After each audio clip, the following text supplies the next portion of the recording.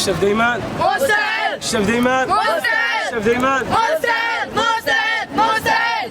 اسمي شي عمر باباسا، جينا من مدينة مراكش ان شاء الله، جينا لمدينة الرباط بالضبط مدينة سلا باش مخيمين في غابة المعمورة. وجينا للمخيم هذا باش نتعلموا بزاف تاع الحوايج اللي بيفيدونا ان شاء الله في حياتنا المستقبليه الى غير ذلك. كيفاش جاتكم الاجواء هنا في الرباط؟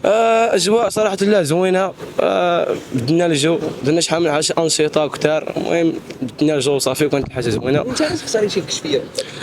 الكشفيه هي واحد الحاجه اللي ممكن انها تبدل لي حياتي، حيت كنت واحد الوقيته كنت في شكل، وكان ملي جيت ليها بدلت لي حياتي بزاف.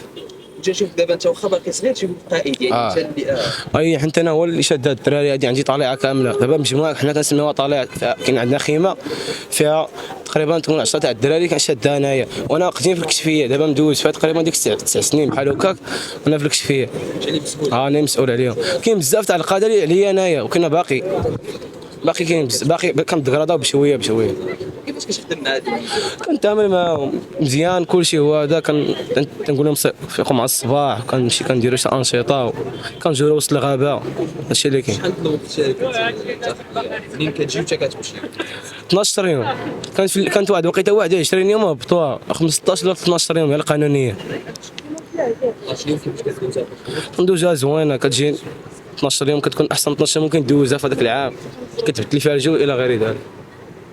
صح الشباب او الاطفال بالكشفيه كيفاش انت تجي من الكشفيه مثلا، لا كتقول لي كيفاش تجي من الكشفيه؟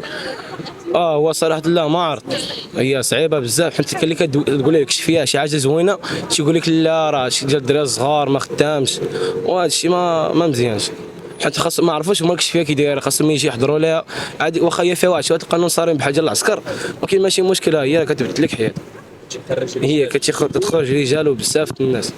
لا تنسوا متابعتنا على باقي مواقع التواصل الاجتماعي.